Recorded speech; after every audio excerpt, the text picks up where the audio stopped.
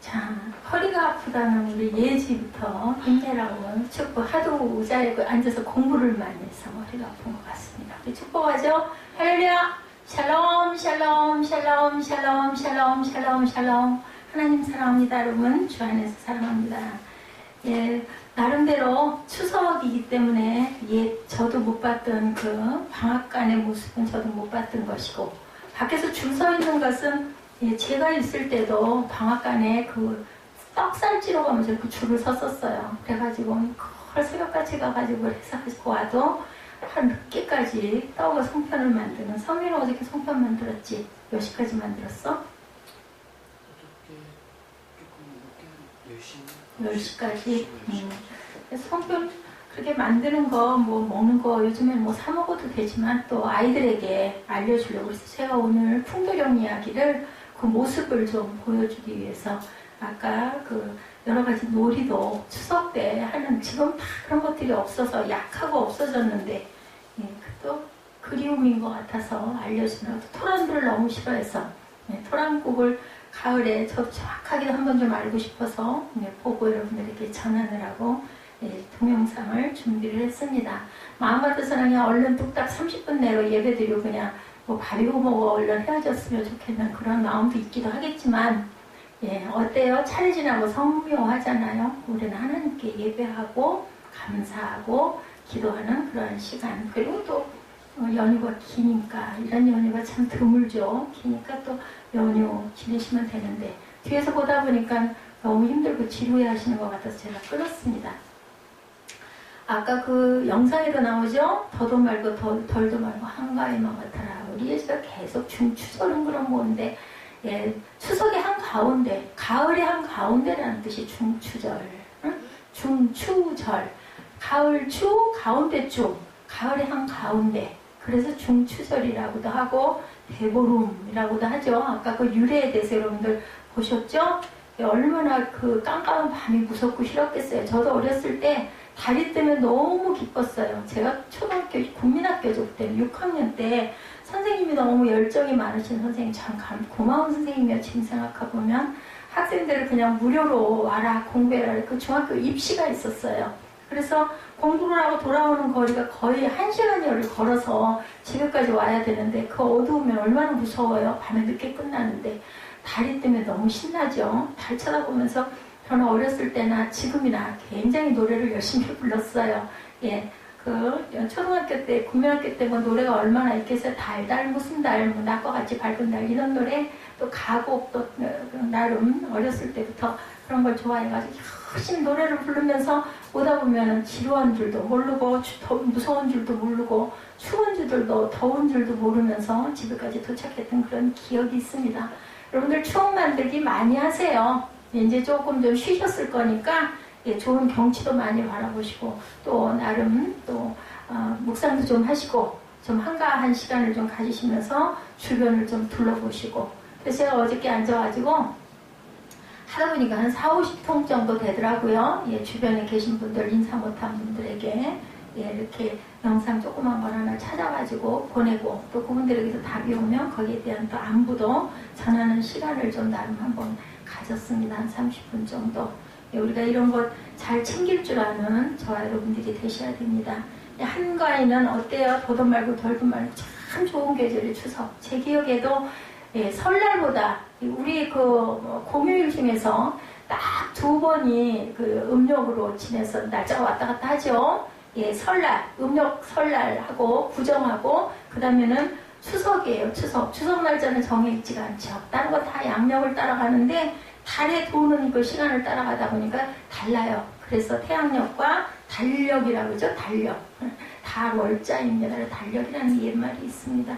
지금 뭐 카렌다라고 얘기도 많이 하죠. 이렇게 추석은 정말 풍족하게 모든 과일이 다 나고, 또 곡식도 추수를 하고, 아직 추수를 덜한 곡식들도 쌀도 있지만 어찌됐든 간에 하나님께 은혜에 감사하는 계절이다. 민수기 6장 24절에서 26절, 야훼는 내게 복을 주시고, 이 복은 레위 그 지파들이 했던 축복이죠. 아론의 축복이라고도 합니다. 야훼는 내게 복을 주시고, 복은 추상적인 것이 아니라 인간에게 가장 기본적인 귀중한 것이 필요한 만큼 피로하게 해주신다라는 그런 은혜예요. 복 받는 거 다 좋아하시죠? 복 받기 위해서는 우리는 어떻게 해야 될까? 이것도 또 생각을 해봐야죠. 우리가 모든 권리를 누리기 위해서는 의무를 해야 돼요. 대한민국 헌법을 잘 지켜야 우리가 보호를 받는 것처럼 똑같습니다. 예, 이렇게 따라서 거주하는 집, 먹을 것, 입으로 필요한 돈처럼 살아가는데 필요한 것들을 갖추고 있는 것이 복 받는 일인데, 하나님은 하늘의 복뿐 아니라 이 땅에서도 복을 주시는 분이다. 우리 하늘 가서도 복을 받지만 땅에 살 때 당장 그죠? 필요한 것들 채워주시는 하나님이시라는 걸 우리가 알아야 되겠다. 뭐라 그랬어요? 24절에 또 보니까 예, 하나님은 내게 복을 주시고 너를 지키시기를 원한다라고 24절에 나와 있죠? 하나님께서 뭐를 지켜요? 가장 사랑하는 하나님의 자녀인 우리들을 지키시기를 원한다. 예, 민수기 6장 24절에서 26절을 좀 피시면 조금 좀 덜 지루하실 거예요. 보시면서 하시면, 따라가시면 좀 편하시고 말씀이 귀에 얼른 들어오죠. 이건 꼭 알아야 될 부분입니다. 복을 우리가 받았으니 그 다음에 뭐 해야 되겠다? 감사해야 되겠다는 거죠. 그래서 오늘 찬양들이 그런 의미의 찬양들을 제가 골라서 했습니다. 필요한 의식주와 재물을 주셨지만 그것만이 아니라 위험하고 고단한 인생을 살아갈 때 동행하시고 도우시고 지키시는 하나님의 손길이 날마다 저와 여러분에게 필요하다라는 거죠. 우리가 절대로 없어서는 안 될 거 뭐예요? 눈에 보이지 않지만 공기예요. 공기. 공기 없으면 죽어요. 여러분들 눈에 보이는 것만 있다고 할 수가 있겠어요? 그죠? 아니죠. 그의 얼굴을 내게 비추신다고 했습니다. 25절을 보니까 민수기 6장 25절입니다. 하나님의 얼굴이 우리를 향하고 있을 때 우리는 어떤 얼굴? 밝은 얼굴, 기쁜 얼굴, 웃는 얼굴. 우리 아버지가 나를 보고 계시는데 찡그린 얼굴, 화난 얼굴 할 수 없죠. 하나님이 나를 보고 계시는데 그 얼굴을 내게 비추신다고 했습니다. 세상에 부와 명예와 멋진 배우자가 있다 해도 항상 우리는 웃을 수만은 없어요. 그죠?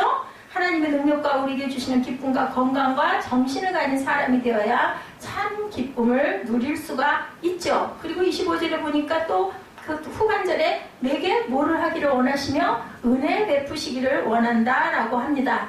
이 말씀은 히브리어로 비후네카라고 나타나 있는데요. 어떤 이에게 호의를 갖다, 한 방향을 향해 쏠리다, 어떤 이에게 너그럽다, 동정하다, 마음에 들게 하다, 그가 내게 은혜로우시기를, 그런 의미를 갖고 있습니다. 유대인들은 특별히 교육을 받을 수 있기를 원한다는 뜻으로도 해석을 했어요. 어떻게 하시기를 원할 때 은혜 베풀고 원한다는 것이 하나님의 율례를 잘 익히고 그리고 깨닫게 하기를 원한다는 뜻으로 해석을 했다는 거죠. 하나님의 말씀을 배우고 많은 것을 경험하고 성숙한 사람이 될 수 있다고 생각하기 때문에 그들은 아주 중요했죠. 오늘날 우리에게도 아주 중요합니다. 은혜 받은 사람들 하나님 말씀 들으면 너무너무 아멘 소리가 저절로 나오죠. 어머 그렇구나, 그렇구나, 그래서 그렇구나. 또 모르는 조금 어려운 것 알고 나면 아주 속이 시원해집니다. 그리고 26절에 그 얼굴을 내게로 향해서 드신다라고 나타나있죠. 6장 26절입니다. 민수기. 하나님께서 내 집에 거주하시기를 원한다라는 뜻이에요. 그 얼굴을 나에게 향하신다라는 것은 내 집에 거주하기를 원한다. 누가 축복해요 지금? 제사장인 아론이 축복을 합니다. 그래서 목사님들이 축도를 구약으로 할 때는 민수기 6장 24절에서 26절로 축도를 합니다. 오늘 우리가 축도할 때는 신약의 축도이기 때문에 그렇게 축도하지 않지만 이렇게 축도하시는 분들도 있습니다. 하나님께서 우리 각 가정에 항상 함께 하시고 주인이 되시는 것을 우리는 원한다는 거죠. 은혜를 베푸시는 장소가 우리 집이 되어야 하기 때문이다. 그때 하나님은 가족 구성원 모두를 책임져 주실 것이라는 것을 원하죠. 26절 후반절에 뭐라 그래요? 평강 주시기를 원하노라. 샬롬이죠. 샬롬. 내가 평안을 획득할 수 있기를 원한다라고 우리는 이렇게 이해합니다. 우연히 호박이 굴러 집안으로 들어오듯 운이 좋게 획득하는 것이 아니라 하나님이 주시고자 하는 은혜를 획득할 수 있는 사람, 이끄시는 길을 노력하며 걸어갈 수 있는 힘이 있는 사람이 되라고 축복. 그냥 거저 생기는 건 없어요. 내가 그만큼 어떻게 해야 정성을 들여야 우리가 복을 받는다는 걸 알아야 됩니다. 처럼 하나님은 우리에게 복을 주고자 하는 분이시라는 것. 하나님은 모든 것의 주인이시기에 주는 것이 가장 쉬운 분이에요. 아니 우리도 그렇잖아요. 내가 할 수 있는 거 누가 부탁하면 그건 해줄 수가 있어. 그래 내가 해줄게요. 이렇게 얘기하게 되죠. 근데 가지고 있지 않은 거, 할 수가 없는데 뭘 부탁을 하면 얼마나 안타까워요. 근데 하나님은 가지고 있는 것이 엄청 많으신 분이고 복을 주시기를 원하는 분이고 그걸 할 수 있는 유일한 분이 하나님이시기 때문에 모든 것의 주인이시기 때문에 주실 수 있는 분이세요. 근데 우리가 달라고 부탁하지 않는 거죠. 그리고 하나님 보시기에 온전하게 부탁하지 않기 때문이죠. 하나님께서 베푸시고자 하는 모든 은혜가 우리에게 임하시기를 주님의 이름으로 축복합니다. 아까 우리 찬양했죠. 356장 성자의 귀한 몸 날 위하여. 예, 4절에 만가지 은혜를 받았으니 라고 찬송가 가사가 나와 있습니다. 이것이 은혜 받은 자가 하는 진실한 고백이죠. 오늘 116편 12절입니다. 12절에 뭐라 그래요? 그 가사와 성자의 귀한 몸의 가사와 맞는 부분이 있는데 내게 주신 모든 은혜를 내가 야훼께 무엇으로 보답할까? 이렇게 나타나 있습니다. 야훼께서 내게 주신 모든 은혜를 내가 뭘로 우리가 받았는데 뭘로 갚아야 할까? 왜 추석 명절을 왜 지내요? 차례를 왜 지내세요? 성묘를 왜 가세요? 조상들에게 감사하다고 인사하는 거예요. 그죠? 차례를 지내는 거죠. 우리는 예배를 드리고 또 같이 떡을 나누고 전도 나누고 밥도 같이 먹고 국도 먹고 이런 똑같습니다.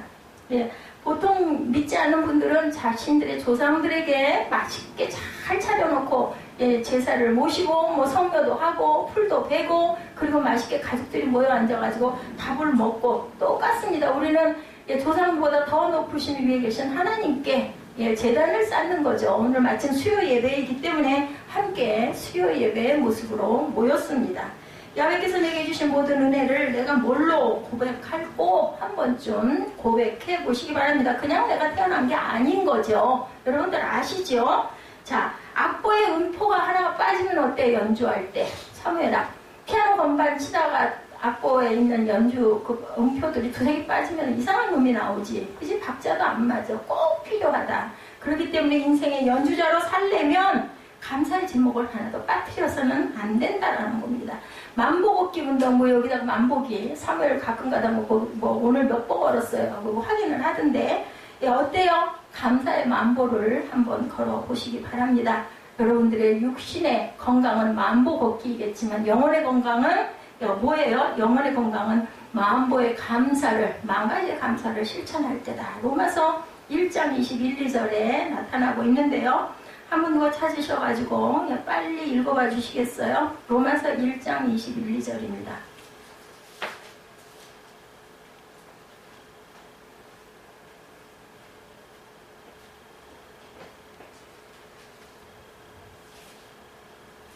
하나님을 알되 하나님을 영화롭게도 아니하며 감사하지도 아니하고 누구셔도 생각이 희망하시며 미련한 마음이 어두워졌나니 스스로 치이까나 어리석게 되며. 어때요? 하나님을 알되 하나님을 영화롭게도 안 하고 감사하지도 않고 오히려 그 생각이 허망하여져서 미련한 마음이 어두워졌으니 스스로 지혜롭다고 한다고 해요. 어떤 자들? 어리석고 미련한 사람들이 이렇습니다. 자기를 사랑하고 감사하지 않는 것은 세상 사람의 특징이라는 거죠. 그러나 예수 믿고 거듭나면 고난과 고통과 환난과 장애 가운데서도 참된 감사를 할 수밖에 없다. 우리가 가지고 있는 찬송가 책에 23곡을 작사한 누구? 파니 크로스비. 아까 여러분들 찬양하셨죠? 찬양한 그 찬송가들이 바로 파니 크로스비의 작사들을 이용한 그러한 곡들을 제가 틀었습니다. 그리고 43장의 끝에 아마 두 번째쯤 나왔던 찬송이에요. 찬송으로 보답할 수 없는 우리 참 즐거운 찬송이죠. 이게 바로 파니 크로스비의 기도입니다. 고백입니다. 43장에 나와 있는 내용들이 어때요? 그 여사께서는 1875년에 이 곡들을 발표를 했더라고요. 지금부터 오래됐어요. 142년 정도 됐더라고요. 인내하신 구세주여, 우리 잘 부르는 찬송, 또 그리고 예수로 나의 구주 삼고 나의 영원하신 기업, 주의 음성을 내가 들으니, 이런 부분들의 것들. 그리고 맨 끝에 하이든이 작곡했어요. 보니까는 245장. 그 찬송을 우리가 맨 마지막에 찬송가로 제가 불렀습니다. 어쩐지 좀 웅장하지 않아요? 이 하이든도 굉장히 가난한 집에서 태어나가지고 굉장히 어렵게 음악 공부를 했던 그러한 사람인데 나중에 핸델을 만나면서 굉장히 아주 대단한 대곡들을 많이 만들죠. 놀람, 시계, 그리고 천지창조 같은 그러한 하나님의 감동을 입은 그러한 그 감동의 음악들을 많이 만듭니다. 생후 크로스비 여사는 6주 만에 의료사고로 실명을 하죠. 감기였는데 그만 의사가 약을 잘못 주는 바람에 거의 그냥 한 달 조금 넘어가지고 눈이 안 보이는 실명을 합니다. 아버지가 또한 한 살 때 돌아가십니다. 굉장히 불우한 가운데서도 아주 끝까지 꿋꿋하게 잘 살아낸 그러한 그 파니 크로스비는 9살 때 기도했다고 그래요. 저를 사용해 주세요. 제 온전한 머리와 그리고 제 손과 제 눈을 하나님 사용해 주세요. 그렇게 하고 15살에 시각장애인 학교에 입학해서 자신이 굉장히 글을 잘 쓰는구나 라는 생각을 그때부터 깨닫기 시작했다고 합니다. 그래서 9천여 곡의 그러한 그 찬양의 작사를 이렇게 만들죠. 그리고 항상 감사했다고 그래요. 실명할 수 있었기 때문에 하나님을 가까이 만날 수가 있었다. 예, 그래서 항상 선생님 감사합니다. 이상하게 생각할지 몰라도 정말 감사합니다. 볼 수 없어서 시에 전념할 수 있습니다. 우리 눈으로 보면 미혹을 많이 받죠. 그게 없기 때문에 자긴 감사하고 하늘나라에 가서 제일 먼저 만날 수 있는 사람이 하나님이기 때문에 눈을 떴을 때 영안이 열리겠죠? 그때 만날 수 있는 사람이 하나님이어서 너무너무 감사하다. 파니 크로스비는 이렇게 고백을 했다고 합니다. 예, 그리고 항상 이런 그 가사, 롬팔 이팔이죠. 그 부분을 항상 입술로 고백을 하고 살았다고 합니다. 롬팔 이팔이 우리가 알거니와 하나님을 사랑하는 자, 곧 그의 뜻대로 부르심을 입은 자들에게는 모든 것이 합력하여 선을 이룬다. 이것을 항상 입술로 고백하면서 살았다고 합니다. 이 파니 크로스비는. 그리고 자신이 시각장애가 된 것을 너무나 감사했다고 그래요. 예, 찬송가의 23편 우리나라에 들어와 있는 찬송가. 헬렌 켈러 여사는 어때요? 듣지 못하고 말하지 못하고 보지 못하는 인생의 삼중교를 겪었죠. 근데 그녀는 내일이면 눈이 멀 것처럼 당신의 눈을 사용해보라 하고 늘상 그렇게 사람들에게 얘기를 했다고 합니다. 내일 눈을 못 보는데 마지막으로 내가 정말 하고 싶은 게 뭘까? 예, 그죠? 한번 생각해 볼 만합니다. 귀가 청각 장애자가 된다면 사랑하는 가족의 음성, 오케스트라의 아름다운 소리를 또한 들을 수가 없겠죠. 내일이면 냄새를 맡지 못한다면 꽃향기와 아이의 볼냄새를 맡는 것이 얼마나 소중할까? 이런 생각을 여러분들 혹시 한 번쯤 해보셨습니까? 여러분 몸에 있는 기관이 굉장히 많아요. 저는 요즘에 몸이 불편하다 보니까 그런 생각을 합니다. 아주 사소한 것 하나, 그거 하나가 만약에 잘못된다면 아주 우리는 엄청난 아주 방황을 하게 될 거예요. 저에게 만약에 설교를 내일부터 못한다. 그렇게 되면 정말 얼마나 그것이 애통할까. 저는 그런 생각을 해봤습니다. 오늘 시편 본문 116편이 다윗의 고백이에요. 그 이전에 다윗에게 일어났던 일, 이 116편을 고백하기 이전에 병에 걸렸죠? 가까운 사람에게 배신을 당하죠. 병든 것만으로도 힘든데 정죄와 배척까지 받는 고통스러운 그런 삶을 다윗은 살면서 사울에게 쫓겨서 맨날 도망을 다니는 10여 년의 세월이 있었습니다. 116편 3절에 오늘 본문 3절입니다. 사명의 줄이 나를 두르고 수월의 고통이 내게 이름으로 내가 환난과 슬픔을 만났을 때 3절의 어려움 속에 시편 기자는 4절의 기도를 드리죠. 4절에 내가 야훼 이름으로 기도하기를 야훼여 주께 구하오니 내 영혼을 건지소서 하였도다. 그럴 때 야훼께서 6절과 8절에 응답을 주십니다. 116편 6절과 8절 우리 다 함께 한번 읽어볼까요? 야훼께서는 순진한 자를 지키시나니 내가 어려울 때 나를 구원하셨도다. 주께서 내 영혼을 사망에서 내 눈을 눈물에서 내 발을 넘어짐에서 건지셨나이다. 이런 고백을 할 수 있게 해주셨다라는 거죠. 모든 감사의 마지막 116편 12절입니다. 내게 주신 모든 은혜를 내가 야훼께 무엇으로 보답할까? 앞뒤가 꽉 막힌 그런 사방이 막힌 사람들은 뚫린 데가 어디밖에 없어요. 하늘밖에 없어요. 그죠? 하늘을 올려다 보셔야 되죠. 이 12절 말씀을 묵상하시기 바랍니다. 내게 주신 모든 은혜를 내가 야훼께 무엇으로 보답할꼬. 제가 오늘 아침에 정신이 번쩍 들어서 일어날 수 있는 거 감사하셨습니까? 저는 감사했습니다. 그리고 구체적으로 시편 기자는 결단합니다. 13절에서 19절에 나타나 있죠. 내가 구원의 잔을 들고 야훼 이름을 부르며 여호와의 모든 백성 앞에서 하는 나의 서원을 야훼께 갚으리로다. 그의 경건한 자들의 죽음은 야훼께서 보시기에 귀중한 것이리로다. 야훼 연하는 진실로 주의 종이요 주의 여종의 아들고 주의 종이라. 주께서 나의 결박을 푸셨나이다. 내가 주께 감사제를 드리고 야훼의 모든 이름을 부르리이다. 내가 야훼께 서원한 것을 그의 모든 백성이 보는 앞에서 내가 지키리로다. 예루살렘아 내 한가운데서 곧 야훼의 성전들에서 지키리로다. 할렐루야. 예. 할렐루야가 뭐예요? 찬양합니다죠. 하나님을 성송축합니다. 찬양합니다. 예, 이 다윗은 이렇게 마지막을 마무리를 합니다.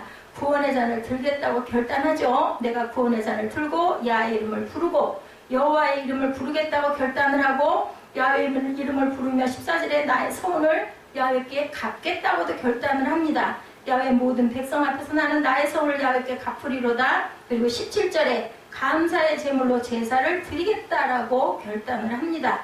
예, 어때요? 1만 가지 감사를 올려드릴 토대를 구축하죠. 아까 우리 감사 찬양을 했죠. 시편 116편 19절에 예루살렘아 내 한가운데 곧 여호와의 성전들에서 지키시리로다. 할렐루야. 이 시편은 이스라엘 백성이 감사의 제물을 드릴 때 대표적으로 올렸던 시편이에요. 우리는 읽지만 그들은 곡을 붙여가지고 찬양을 올린 게 바로 이 시편들입니다.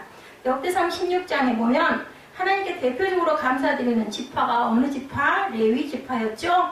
그들은 3분의 1은 야훼의 법궤를 섬겼어요. 섬겼다라는 건 뭐예요? 그 법궤를 들고 다니고 옮기고 다니고 했죠. 3분의 1은 사관이 되어 역사를 기록했어요. 뭐예요? 쓰는 거예요. 지금으로 보면 성경을 기록하는 거죠. 그래서 성경을 몇 번 완주해서 기록했다 뭐 이런 얘기들을 많이 합니다. 나머지 3분의 1은 연주자가 돼서 찬양을 올려드리는 일을 했다. 그래도 예배자로 하나님을 찬양하는 은혜가 있기 바랍니다.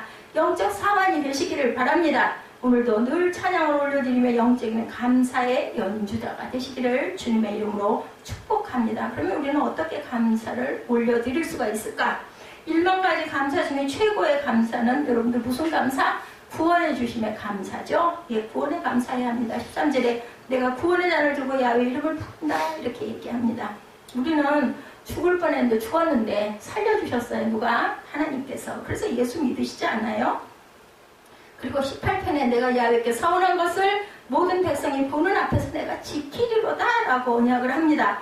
내 시간도 내 생명도 내 자녀도 내 재물도 주님이 사용해 주시기를 바란다고 서원하죠. 흉악한 죄의 형벌을 면하게 해주시고 나를 구원해 주신 은혜 이것이 진짜 내가 받은 것이라고 한다면 빚진 자의 심정으로 내 모든 서원을 지켜야 된다라는 겁니다. 최고의 지식이니 그 지식 때문에 구원을 받았을까? 아니죠. 세상의 영웅에게도 주시지 않았던 구원을 나에게 은혜로 어떻게 거저 주셨습니다. 저와 여러분의 가치를 여러분의 위치에서 저의 위치에서 찾지 마시고 세상으로부터 인정받는 것에서 찾지 마시고 정말 하나님이 나에게 엄청난 대우를 해주셨다는 은혜를 기억하시고 마음속으로 감사하시기 바랍니다. 구원의 자를 높이 들 때 나에게 최고의 대우를 해주셨다고 우리는 고백하게 되죠. 공산주의 사회에서는요, 마약범을 바로 대중 앞에서 총살한다고 합니다. 그런 형벌을 받아야 할 죄인이 총살대 앞에 섰는데 갑자기 집행정지가 됐어요. 여러분 어떠실 것 같아요? 내가 지금 총살 받기 직전인데 그거 집행 중지해라. 가끔 우리 그 옛날에도 그 사극을 저는 봤을 때 그런 거 많이 나왔던 것 같아요. 멍청하죠. 막 파발하는 그 말탄 사람이 오면서 뭐라 그래요? 그거 칼 들고 막 춤추는 그렇게 해서 막 치려고 하는 직전에 그랬을 때 막 가슴을 조였던 기억이 납니다. 어렸을 때 봤을 때. 이랬던 것처럼 얼마나 저는 기절할 것 같아. 그 자리에서. 도스토옙스키가 말합니다. 그는 그 이후에 죄와 벌, 까라무조크 형제들의 위대한 작품을 썼어요. 네, 도스토옙스키도 우리 모두는 총살당하던 사람이 갑자기 형집행정지 명령을 받고 살아난 사람들이라는 거예요. 여러분들 실감이 안 나십니까? 실감하셔야 돼요. 저는 매일매일 감사합니다. 절대 즉각 초월적 감사, 불멸의 감사, 평생 감사, 역설의 감사, 오직 감사의 주인공들이 되셔야 합니다. 돌아갈 뻔했던 안희숙 사모, 그 예수 믿다가 구금돼가지고 끝까지 살아남았죠. 이분은 돌아가시지는 않아요. 형집행 받지 않으셨어요. 그리고 해방이 됐기 때문에. 어찌 나 같은 사람에게 독생자야 예수를 주셨나. 그 안희숙 사모는 이렇게 고백을 했다고 합니다. 이런 은혜가 있으면 사랑하고 감사하게 되죠. 그럴 때 우리의 감사는 거룩한 전형으로 다른 사람에게 영향을 줄 수도 있고 영적으로 성공한 삶을 살 수도 있습니다. 예수님 없는 삶은 아무리 성공해도 사실은 실패예요. 우리는 한 번은 누구나 다 갑니다. 뭐 나는 지금 건강한 30대인데 나는 뭐 이제 15살밖에 안 되는데 아니요, 금방 가요. 금방. 그렇기 때문에 우리 안에 하나님의 영이 계셔야 합니다. 예, 악한 신하가 왕을 죽여 독잔을 올렸어요. 그죠? 왕이 하나님 앞에 구원의 잔을 높이 듭니다 할 때 유리잔이 부서졌다는 전설이 있습니다. 인생의 잔을 높이 들 때 그 옆에 구원의 잔을 높이 들어야 된다. 예, 악한 신하가 왕을 죽이려고 독잔을 올렸는데 왕이 하나님 앞에 구원의 잔을 높이 듭니다. 근데 그 잔이 깨져버렸대요. 그 독을 먹지 못했겠죠. 이런 전에 내려오는 이야기입니다. 십자가 위에 저와 여러분의 삶의 잔을 구원의 잔을 높이 드시기 바랍니다.